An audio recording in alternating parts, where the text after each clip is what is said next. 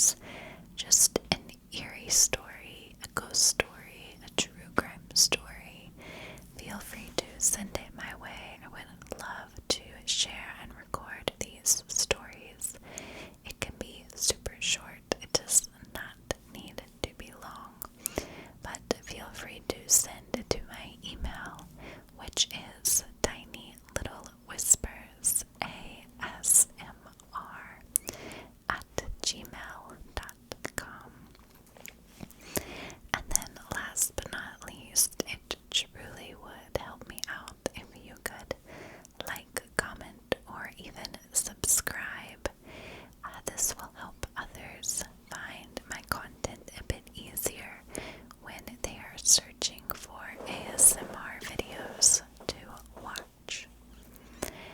So, today's case is kind of a weird three-parter, two-parter, I'm not really sure, two-parter case, and it takes place at the Kuhn Memorial Hospital.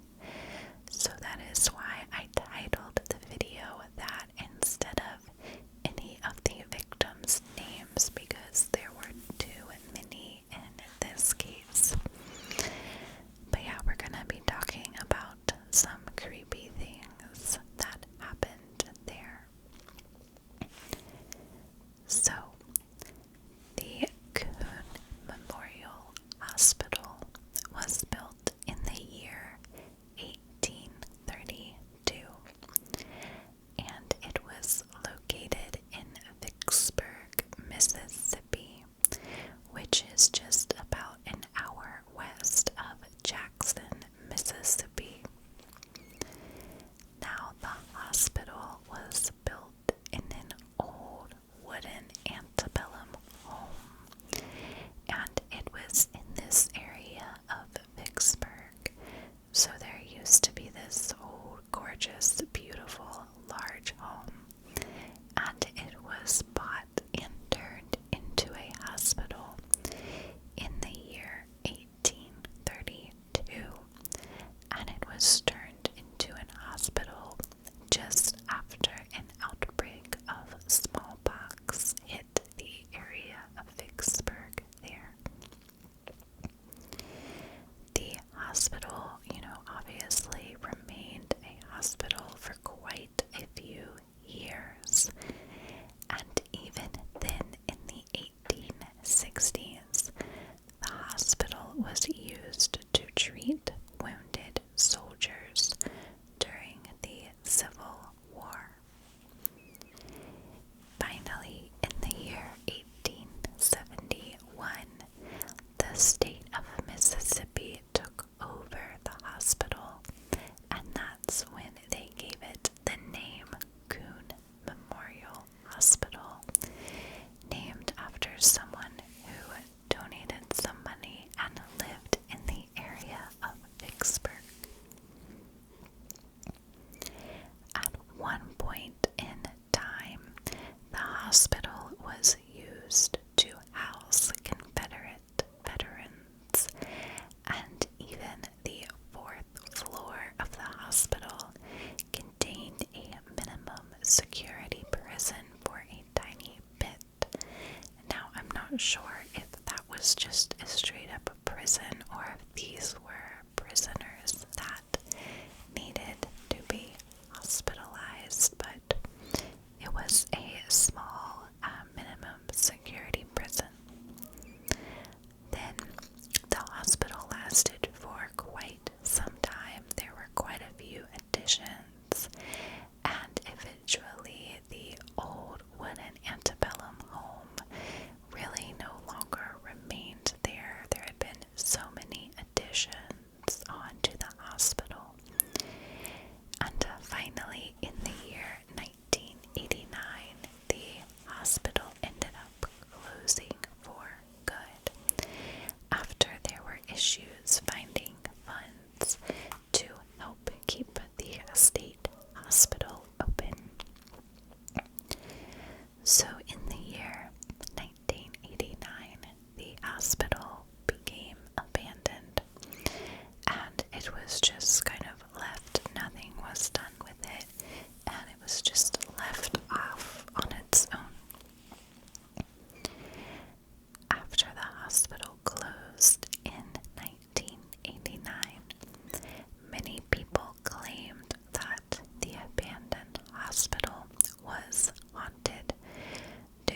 so many people having passed away in the hospital walls over the years. The hospital even became known as a paranormal hotspot, and people would often go into the abandoned building searching for ghosts and various paranormal activities. Now, several people who have been to the abandoned hospital over the years claim that they have seen apparitions, shadow ghosts, or shadow people. I'm not sure the correct terminology on that. And some even claim that they have heard voices inside the abandoned hospital. One paranormal investigator said that they caught the voice of a young girl on a recording saying, "Want to come play with me?" and that this recording had been taken inside the abandoned hospital walls. Another group of ghost hunters claim that one time while they were there at the Kuhn Memorial Hospital, they saw a tic-tac-toe board drawn in the dust. Now, this board had been drawn in the dust in what used to be the old embalming room of the hospital. So this tic-tac-toe board had been drawn in that layer of dust left over in the room in the hopes, that a ghost or something would make the next tic-tac-toe move.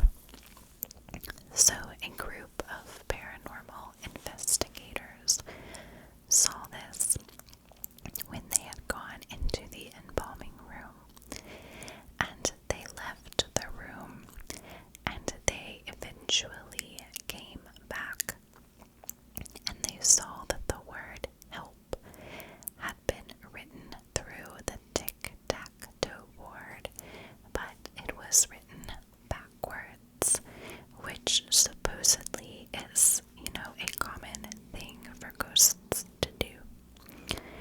So that happened, and everyone in the room denied writing this in the dust.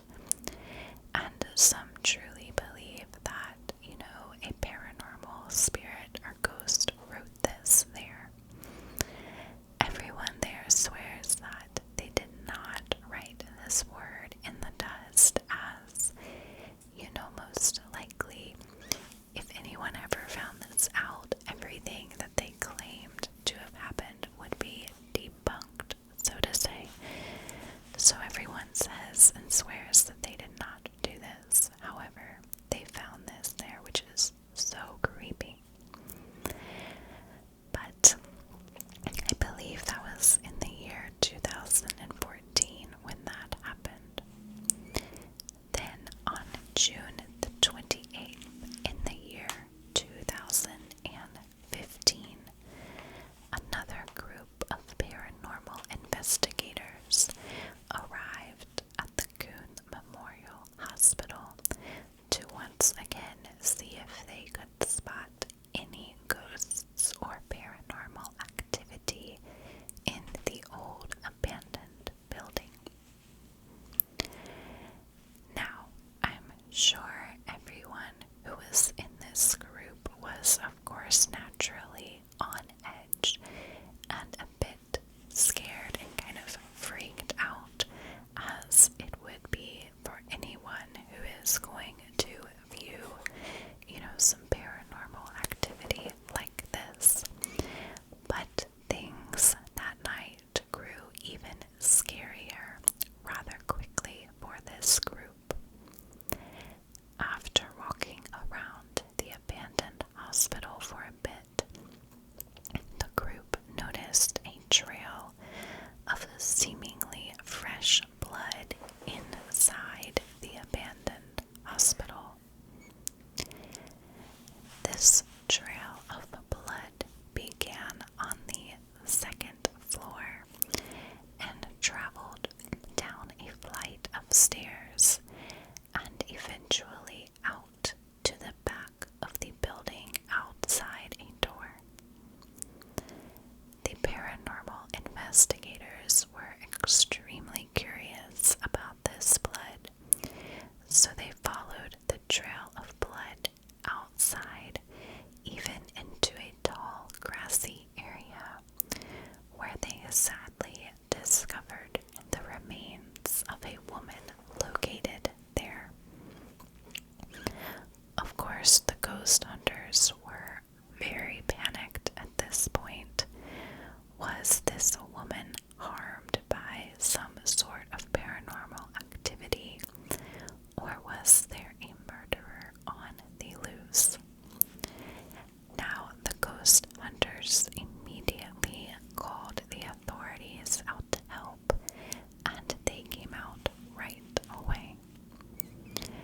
The authorities looked all around the hospital, and they were able to quickly identify the remains belonging to a woman named Sharon Wilson. Now, while the authorities were able to very quickly identify these remains, the only reason they were able to do so was because of what had transpired earlier that day. Earlier that day, a man named Raphael McLeod had been taken into custody along with his nephew after a simple traffic violation. A police officer pulled over Raphael for this traffic violation when they noted that there was blood in the car that Raphael was driving, and that the car Raphael was driving did not belong to him. So the police took Raphael into custody, and they began to search for the owner of the car. The police found that the car belonged to a woman named Sharon Wilson. However, the police were unable to find Sharon at her home. So the police began to question Raphael and his nephew. Raphael admitted to the police that he broke into Sharon Wilson's home and stole her vehicle. Raphael told the police that he knew Sharon was alone. He had even stalked her at some point on June the 27th, a Saturday in 2015, and she had apparently had friends over, and Raphael had waited until these friends left. After the friends left, Raphael broke into Sharon's home using a spare key that she kept outside to enter her home. Now, I'm not sure if Raphael just happened to know where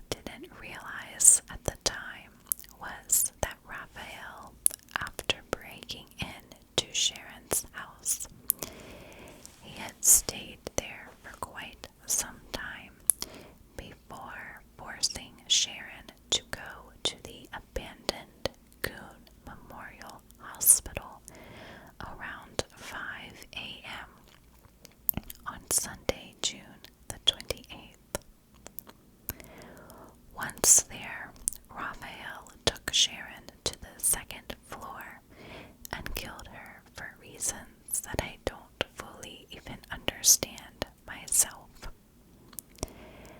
Raphael told investigators he did not believe people would call the cops if they heard shooting in the area of the Kuhn Memorial Hospital, since it was such a hotspot for paranormal activity. After Raphael killed Sharon, he drug her body from the second floor out to the grassy area behind the abandoned hospital. After this, he drove off in Sharon's car and eventually went to pick up his nephew. The police realized that Raphael's nephew had nothing to do with Sharon's murder, so they let him go. Raphael was then arrested and charged with several things in relation to Sharon's death.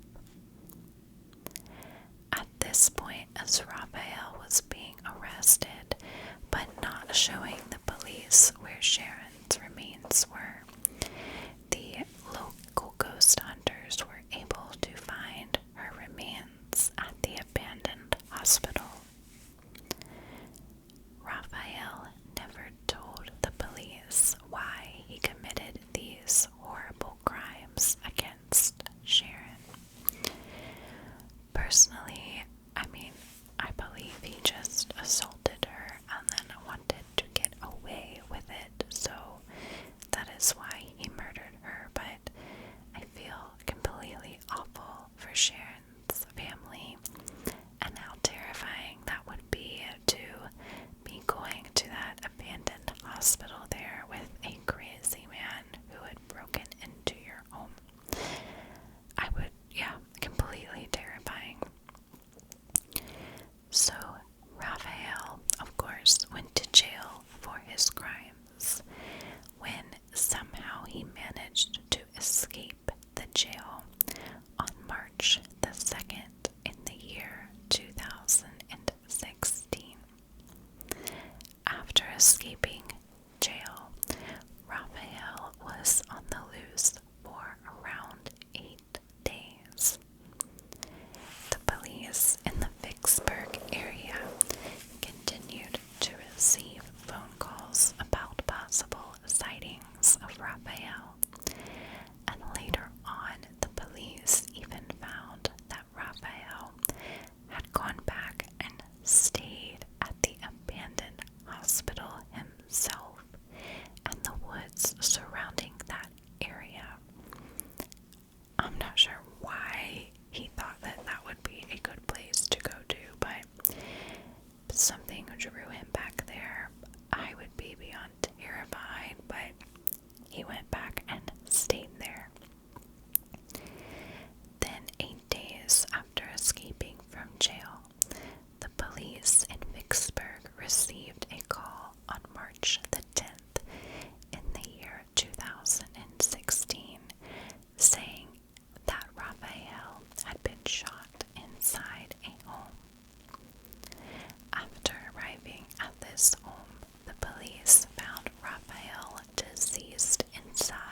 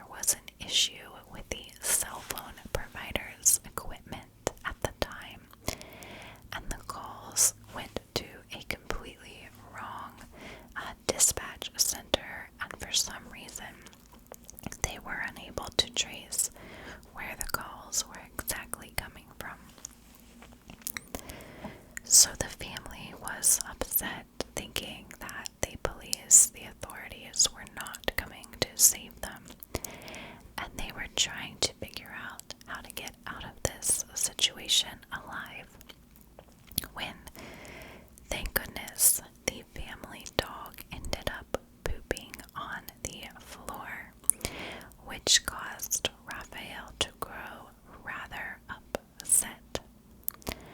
At one point, Raphael ordered the woman to go out of the bathroom and clean up the mess that the dog had made.